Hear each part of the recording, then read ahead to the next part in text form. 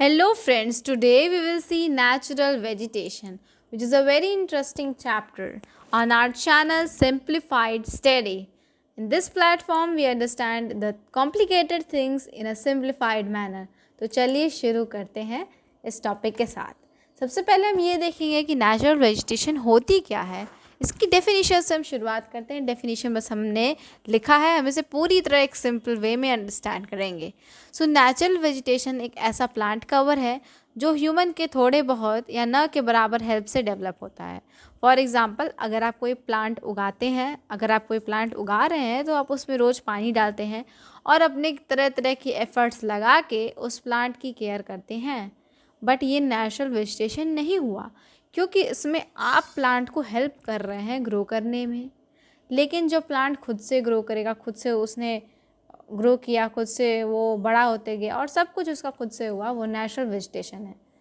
और इसको आप थोड़ा बहुत वीड के फॉर्म में भी समझ सकते हैं। जब आप कोई प्लांट उगाते हैं तो बहुत सारे जंगली पेड़ पौधे घास वहाँ खुद उगाते हैं, आप उन्हें कुछ उगा तो नहीं रहे हो, तो वो भी एक तरह की नेचुरल वेजिटेशन ही है। But we can not consider it completely a natural vegetation, because जब आप पानी अपने पेड़ को दे रहे हैं तो उसको भी पानी पहुंच रहा है। जब आप न्यूट्रिएंट्स अपने पेड़ को सप्लाई कर रहे हैं तो उससे भी पहुंच रहा है। तो पूरी तरह भी नेचुरल वेजिटेशन नहीं है। तो एक ऐसा प्लांट रीजन जो बिना ह्यूमन के हेल्प के डेवलप होता है, या अगर ह्यूमन का हेल्प होता है तो भी थोड़ा बहुत होता है, वो नेचुरल वेजिटेशन कहलाता है। वो खुद से उगता भी, उसके सीड्स भी खुद से उगते हैं, उससे कोई जाके डिग नहीं करता है और उसे कोई रोज़ जाके पानी नहीं देता है, वो खुद से ही उग जाता है। और क्योंकि वो खुद से उग रहा है, वो नेचुरल फोर्सेस के द्वारा डिस्ट्रॉय भी हो सकता है। जैसे स्टॉर्म्स आ गए, वाइल्ड फायर्स आ गए, जंगल में अगर आग लग गई तो उसे डिस्ट्रॉय भी कर सकती हैं। स्टॉर्म्स होंगी तो छोटी छोटी जो सैपलिंग्स जो अभी अभी उगी होंगी उसे उखाड़ देंगी। तो इस तरह से नेचुरल फोर्सेस उसे डिस्ट्रॉय कर सकती हैं। अगर आपने कोई पेड़ उगाया है तो आप उसकी तरह तरह से प्रोटेक्शन भी करेंगे ताकि कोई भी चीज़ उसे डिस्ट्रॉय ना कर पाए। अब हम ये देखेंगे कि कौन कौन से फैक्टर्स हैं जिस पे इंडिया की नेचुरल वेजिटेशन जो है वो डिपेंड करती है। तो मेनली इंडिया की जो नेचुरल वेजिटेशन है वो रेनफॉल पे डिपेंड करती है और रिलीफ पे डिपेंड करती है।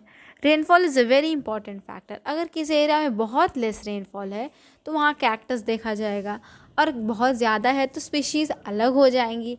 तो इस हिसाब से रेनफॉल ये डिसाइड करता है कि किस एरिया में किस तरह के पेड़ पौधे पाए जाएंगे। रिलीफ मतलब होता है किसी भी एरिया का एल्टीट्यूड फैक्टर, कौन सा एरिया किस हाइट पे सिचुएटेड है। अगर कोई एरिया ज़्यादा हाइट पे सिचुएटेड होगा तो वहाँ का टेम्परेचर कम होगा, और टेम्परेचर कम होने के नाते वहाँ पाइन जैसी ट्रीज़ पाई जाएंगी। टेम्परेचर ज़्यादा होगा तो ट्रीज़ अलग हो जाएंगी। तो इस हिसाब से ये दो फैक्टर्स बहुत ज़्यादा की रोल प्ले करते हैं ये डिटरमिन करने के लिए कि कहाँ कौन सी वेजिटेशन होगी। अब हम एक और चीज़ देखेंगे जो है बायोम और इकोटोन। अगर आप इन दोनों को अच्छे से समझ जाते हैं तो you will be very very very very easily understanding all the types of natural vegetation. And अगर आप इसे समझ जाते हैं तो you can predict, if you know the first type of vegetation of an area, so of the surrounding area you can predict automatically that which type of vegetation will be there.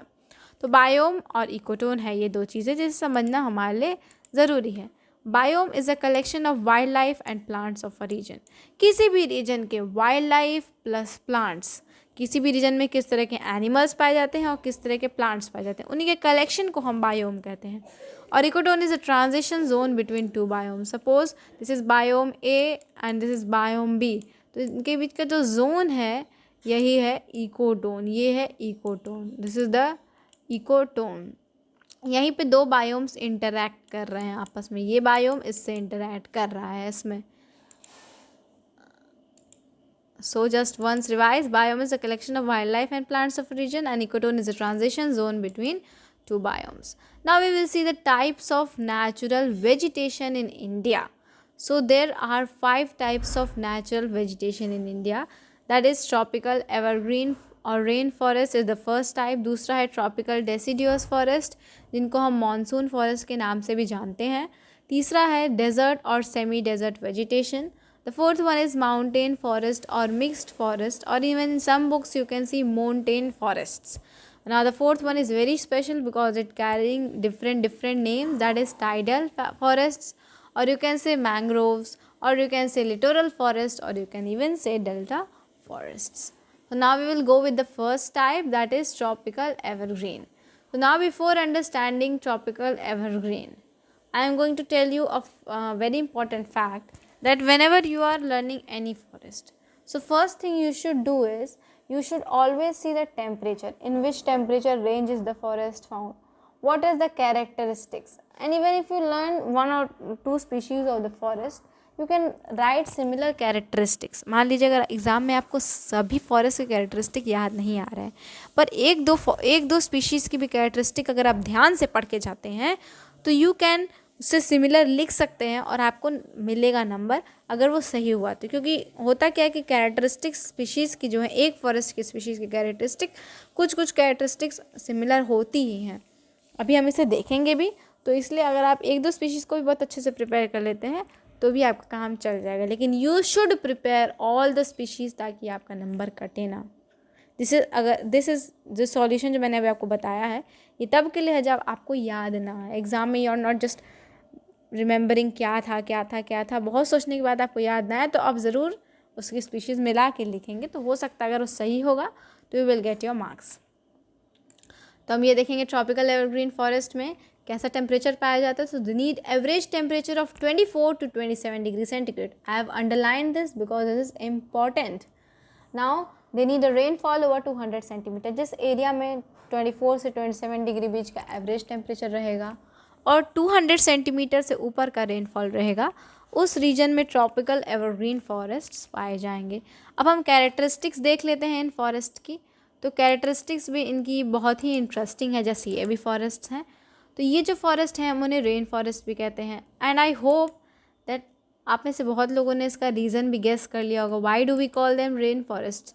तो हम इनको rainforest इसलिए कहते हैं because they are found in areas of heavy rain. So they are found in areas of heavy rain. That is why we call them as rainforest. Another characteristic, that is these trees are very tall, dense and very green. तो जो भी trees इस forest में find होती हैं वो toll भी बहुत होती हैं, डेंस भी होती हैं और बहुत ही ग्रीन होती हैं, इसलिए इनका नाम एवरग्रीन पड़ा है. और एक और भी रीज़न है कि ये जो लीव्स होती हैं ये आपको कभी भी साल में पूरी तरह बेयर नहीं दिखेगा, हमेशा आपको इसकी ट्रीज़ पे लीव्स दिखेंगी ही, इसलिए हम इसे एवरग्रीन फॉरेस्ट कहते हैं. डेंस होती हैं, तो डेंस होने की वजह से देखिए एक ट्री है, उसके बगल में जस्ट दूसरी ट्री है, फिर से तीसरी ट्री है, तो इसमें ज़्यादा सनलाइट ग्राउंड पे नहीं पाई जाती है, इसलिए आपको यहाँ पे बहुत अच्छी खासी ग्राउंड वेजिटेशन नहीं दिखेगी, क्योंकि यहाँ सनलाइट है, ग्राउंड तक पहुँच ही नहीं पाती है.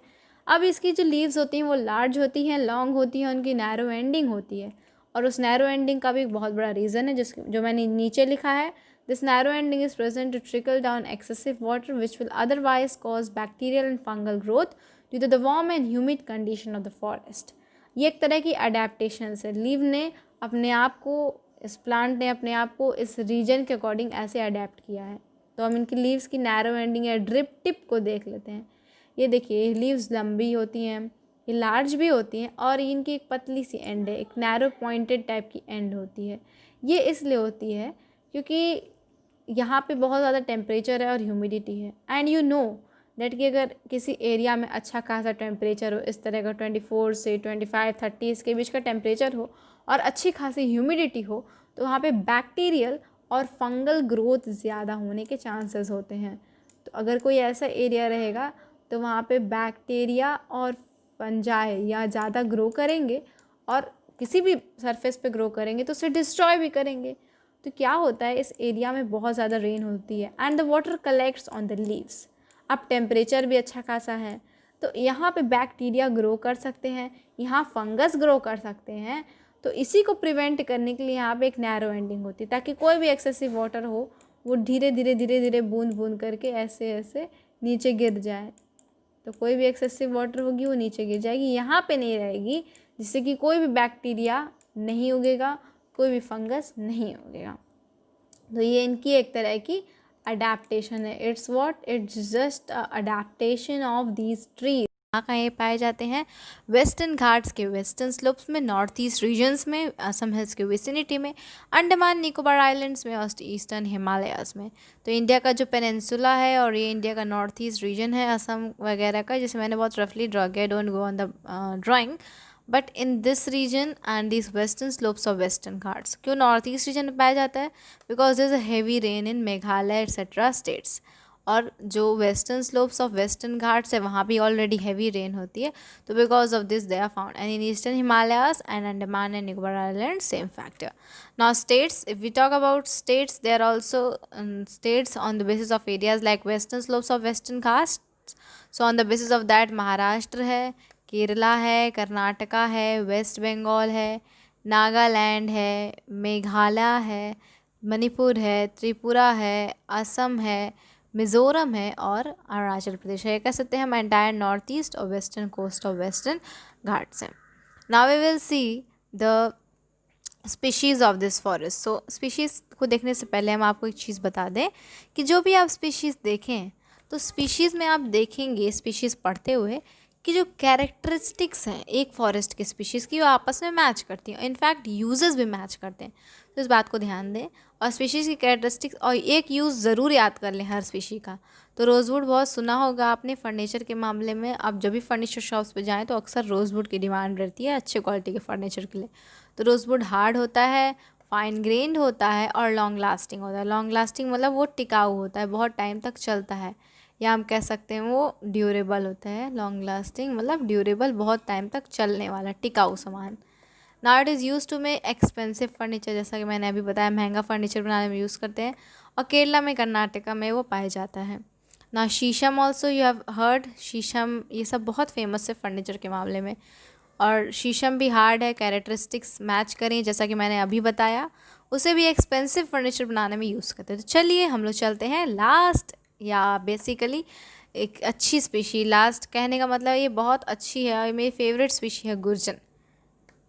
और गुर्जन को हम देखते हैं हार्ड है, ड्यूरेबल है, और इसको हाउस बिल्डिंग बनाने में यूज़ करते हैं, रेलवे स्लीपर बनाने में यूज़ करते हैं फर्नीचर में. बेसिकली मैं आपको एक बात यहाँ बताना चाहूँगी कि रेलवे स्लीपर्स जो होते हैं अब तो मेटल्स को यूज़ किया जाता है, because earlier it was not very easy to extract metals, but अब मॉडर्न मशीनरी, और दूसरी बात है कि अब सब कुछ इतना ट्रांसपोर्टेशन इतना अच्छा डेवलप हो गया, बिकॉज इतना मॉडर्नाइजेशन हो चुका है, तो अब it is not use that much in railway sleeper. अब गुर्जन को बहुत नहीं यूज़ करते रेलवे स्लीपर में, अब मेटल्स को यूज़ करते हैं. They are found in West Bengal, Andaman Nicobar and Himalayan region. तो लास्ट जैसा मैंने बोला था वो लास्ट स्पीशी है. अब हम देखते हैं डेसिडियस मानसून फॉरेस्ट, जिसे हम ट्रॉपिकल डेसिडियस भी कहते हैं. तो इनका टेम्परेचर क्या होता है? इन्हें 24 से 27 डिग्री के बीच का टेम्परेचर चाहिए होता है, और जो रेनफॉल इन्हें चाहिए होती है वो 150 से 200 सेंटीमीटर के बीच रेंज करती है. जो ट्रॉपिकल एवरग्रीन फॉरेस्ट है उनसे 50 सेंटीमीटर कम. तो मैं आपको दो बातें यहाँ बताना चाहूँगी जो कि आपको फॉरेस्ट कैसे होती हैं, क्यों होती हैं, इन्हें समझने में थोड़ी सी मदद करेंगी. And I hope that you will understand with full attention and full care. So let us see. अब हम लोग देख लेते हैं ये बात क्या है जिसकी मैं इतनी इम्पोर्टेंस दे रही हूँ. तो देखिए फ्रेंड्स, ये मैंने इंडिया का पेनिनसुला बनाया है, ठीक है, और मैं आपको इसके थ्रू एक चीज़ समझा रही हूँ.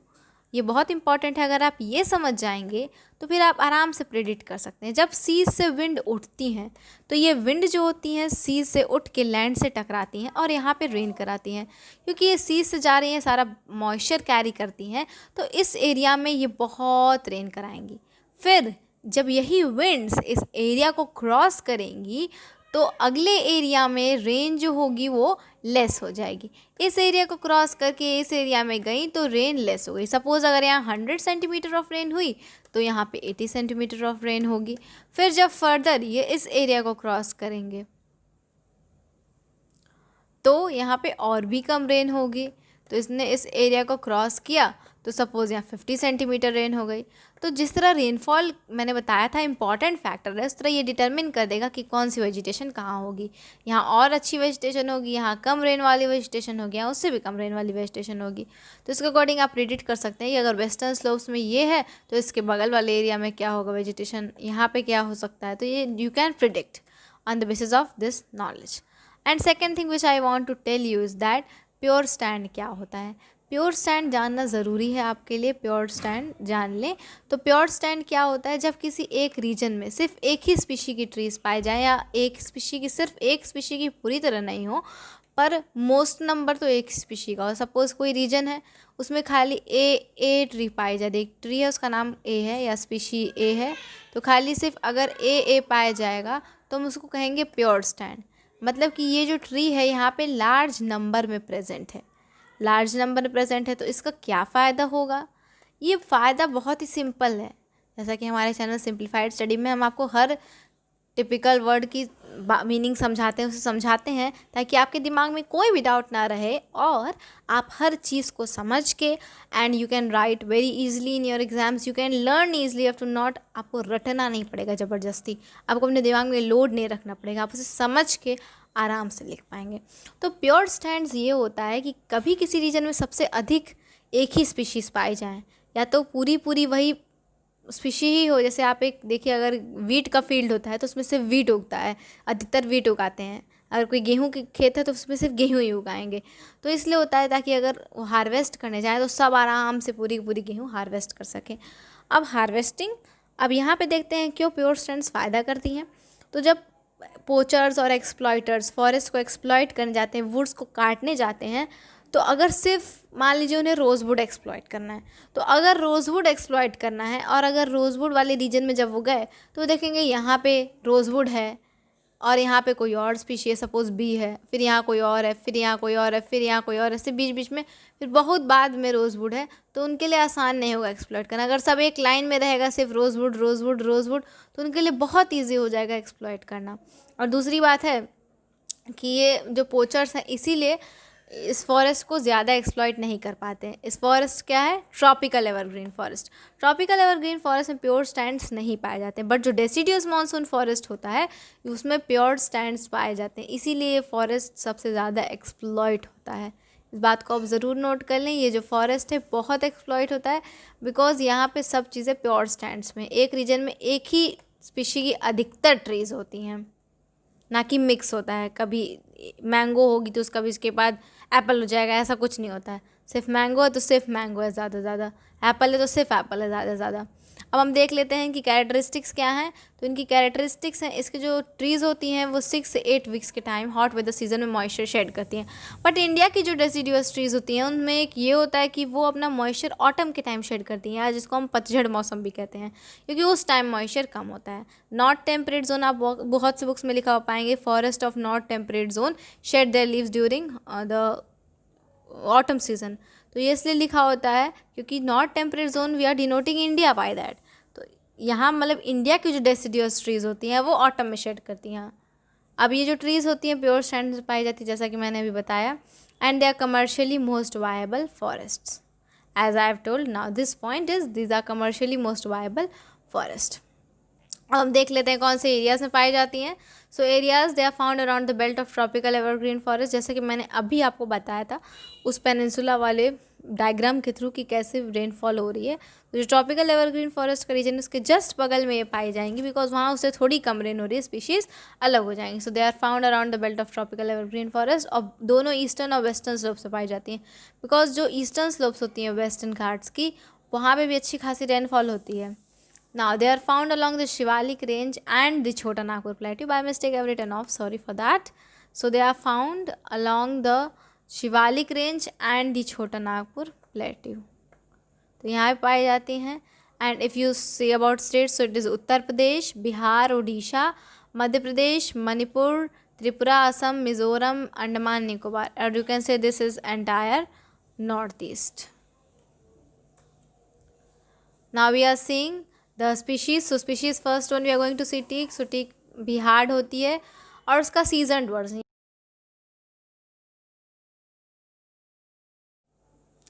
तो friends we are clearing every doubt so that no doubt remains in your mind. तो अभी हम ये भी देख लेते हैं कि सीजनड वर्जन क्या है। तो जो टीक वुड होता है उसका सीजनड वर्जन वाइट एंड्स को रेजिस्टेंट होता है। किसी भी वुड को अगर आप ड्राई आउट होने के लिए रख दें, बाहर छोड़ दें ड्राई आउट होने के लिए, तो उसको हम सीजनड वर्जन कहेंगे। और सीजनड वर्जन जो होता है, जो टीक वुड का सीजनड वर्जन होता है, वो वाइट एंड्स को रेजिस्टेंट। तो कोई भी वुड आप खुले में छोड़ दें ड्राई होने के लिए ताकि उसका मॉइस्चर कंटेंट रिमूव हो जाए, तो उसी को हम सीजनड वर्जन कहेंगे, और वो वाइट एंड्स को रेजिस्टेंट होता है। अब now what is white ants? White ants are nothing but termite. White ant मतलब होता है दीमक।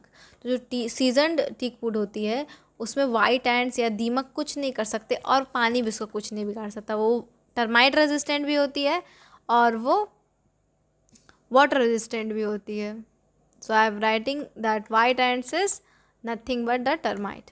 Now it is used for making furniture, it is also used for making houses, it is used for making ship building.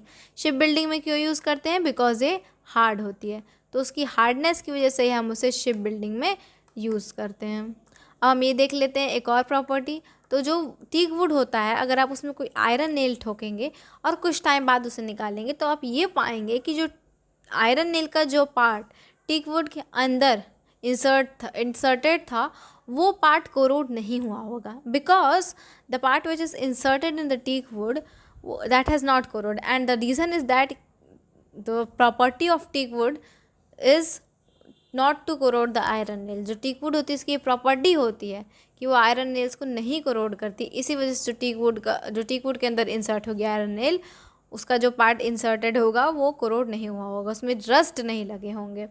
Now we will see the states. So states are Maharashtra, Madhya Pradesh, Assam, Odisha, Bihar and Tamil Nadu. Sandalwood. So sandalwood you have heard a lot in many of the religious ceremonies, और बहुत use करते हैं इसको cosmetics में भी। तो sandalwood is use for handicrafts and carving.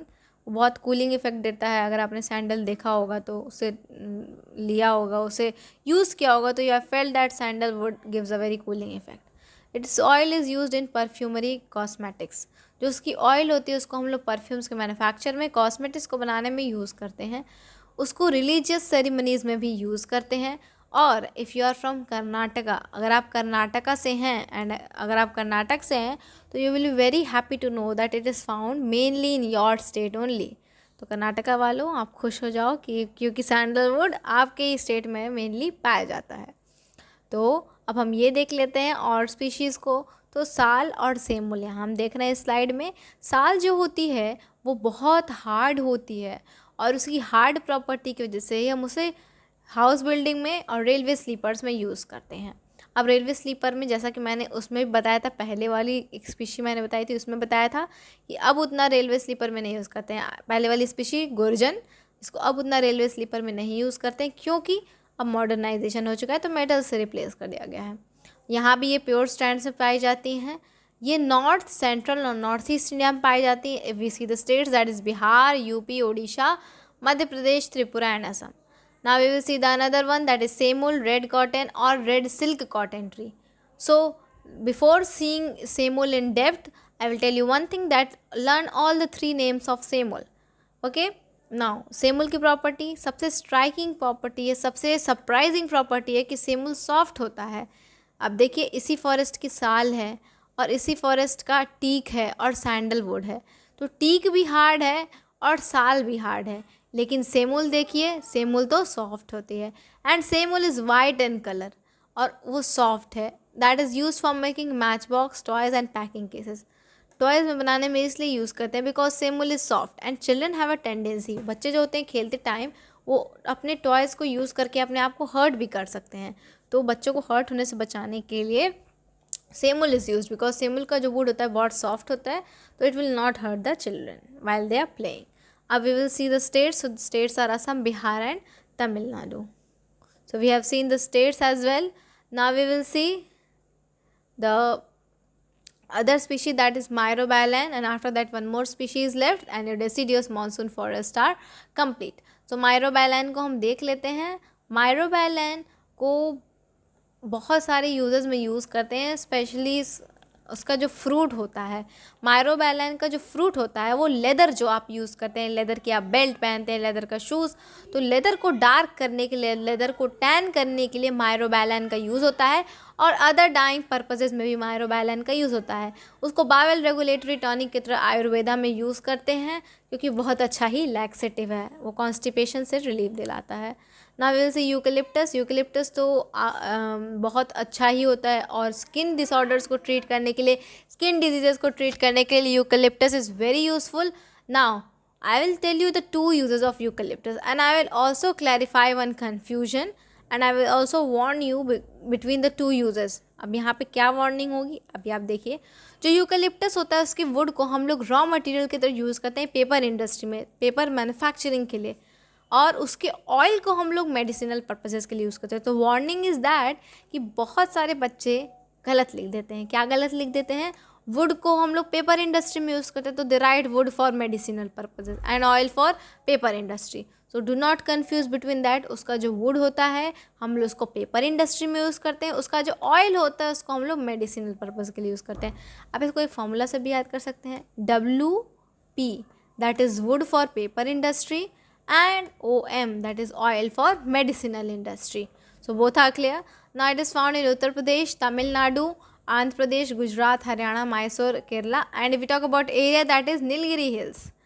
Now thanks for watching the video, and if you liked its content, please press the like button only once till it gets blue, and also hit the subscribe button, and after you hit, a bell icon will appear, so just press the bell icon. And the next video will be the next part containing other forests. So continue with our channel Simplified Study, a platform where you understand the things in a simplified manner